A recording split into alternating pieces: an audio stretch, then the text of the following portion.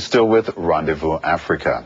Now, sub-Saharan Africa has enjoyed 5 years of accelerated growth, reaching almost 7% last year, while the IMF envisions that Africa's growth slowing down to 6.1% this year. It seems that it will recover to 6.3% by 2009. However, current financial turmoil in Europe and the U.S., coupled with sharp declines in most commodity prices, clouds this outlook. Let's have a look now as we unpack this issue about the global crisis on Africa, in particular the larger economies such as Kenya, Nigeria, and South Africa. Joining us now in the studio to tell us more is Garth, the klerk, CEO of Coface, South Africa. Thank you for your time here on Rendezvous Africa. My pleasure. Garth. You know, when we look at the largest economies, we've mentioned Nigeria, South Africa, and Kenya. The global economic crisis, there's great concern that what's taking place in Europe and the U.S. is going to impact on the continent. Is this true? This is definitely true. And as it starts to unfold and we start to see the depth of the crisis overseas, we are now starting to realize this is going to have quite a serious impact on the economy of Africa. Initially, we thought we were insulated and we were going to be protected from the global crisis. We don't have the same factors in play at all. However, because the crisis is deepening and the liquidity issues in the European markets and the US markets in particular are tightening up so much, you're now starting to see projects that we were running smoothly in Africa starting to dry up. There's a definite aversion to placing funds where there's perceived higher return, but there's an unquestionable risk now. And guys are starting to panic, and you know that's what we're seeing now in the global market is total panic. People are rewriting the textbooks. We're not too sure where this is going to stop. We look at we've mentioned Nigeria and South Africa, two of Africa's largest economies for sure. The Rand and the Naira, the instability that's been created. How is that? Are we going to continue to see an impact on these economies? The only answer to that is yes, definitely. If you've seen the instability of the fluxing of the Rand over the last couple of weeks, you know, trading at its strongest levels now in a week and a half. A week and a half is not a long period of time, but everybody on the markets is saying, well, this is fantastic. There's positive views coming forward. It looks like we might see some positive growth here. And we at Coface are sitting back and saying, well, this is a little bit too early to be bringing out the bells and whistles. I think we will continue to see instability until the global crisis has come to an end or is at least starting to turn around. Do we see any sight of that happening right now? I would love to say yes. And every single day I'm an optimist and I look at the markets, and certainly today I walked out of the office feeling a little bit more positive that there's some form of stability being reintroduced into the markets. A lot of the risk that we are seeing at the moment is a perception. There's a perception of governance issues. There's a perception of political instability. And as overseas investors, where they are sitting saying we desperately need liquidity at home, why would we leave our cash in areas or zones that are perceived to be such risky areas?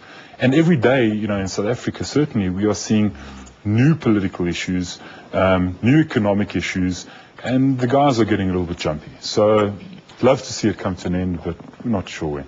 Yeah, no end in sight at the moment. You know, the concern is for the average everyday citizen. What takes place with bread and butter issues on the ground? What can be done to make sure that the impact is less on these citizens of the African continent? That's an excellent question, and I was reading a study today on the poverty levels and the average income of different LSM groups, and I can refer specifically to South Africa. There are studies out that are reflecting that 50% of our households earn less than 2,000 Rand a month. And I think that's where we need to get back to, as you refer to bread and butter issues. This is no longer about the rich or the middle class. It's about continuing to create poverty, unemployment, etc., where the study reflects that 11% of that income is spent on simple, basic food stuff like poultry, bread, maize, etc. And with input costs continuing to rise, those people are the ones that are really suffering. Yes, you've got the middle class that are battling with debt burdens, etc., but they've got food on the table. They can do things to adjust their lifestyle. And Africa is an area where there's a high level of poverty and lower LSM groups. So we have to get back to how are we going to get back to these consumers and assist them the rest, the financial stuff, that will come. Who's going to be responsible for that? When we look at the financial turmoil, this is a global crisis. And are we looking at financial institutions, government, citizens, business? What are we looking at? I think it has to be a mix of all. And I was very buoyed the other day when I read Trevor Manuel's interim budget speech. And you look at the monies that he has allocated to simple stuff, literacy, poverty fighting, school feeding schemes. Fantastic, man. That's really great. Also in that is obviously the health and the medical and the policing, etc., which is also important. But we need to be going back to basics. We need to be creating wealth at lower levels so that we can pull the whole thing up by its bootstraps.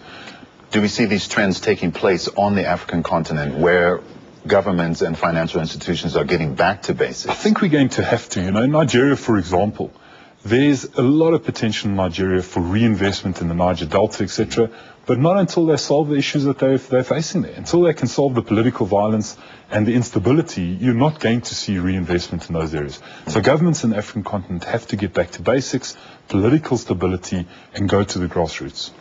You mentioned earlier about investment and investors looking at Africa as a continent saying these are issues that we should be worried about. What can be done to change the reluctancy of investors on the continent? It's going to take time. It's going to take consistency and time. You cannot have political infighting between ruling parties. You cannot have gaps in governance in, for example, areas like Nigeria. You cannot have an economy like Kenya continuing to yo-yo between political stability, political instability. So we need to, as an African continent, get the game together and show the investors out there that although we are an emerging market, we can be as attractive as a market like China. China's reflecting 9% growth, and that's their slowed down figure. If we can predict the 6.37% growth, that's quite attractive for any investor. So we need to show stability, we need to show consistency, but it's going to take time. Garth, we really need more time on this issue. There's no question about that, but we do thank you for your time here on Rendezvous Africa. Thank you. Garth, the klerk, CEO of Coface, South Africa. Once again, thank you for your time. It's my pleasure. Thank you, David.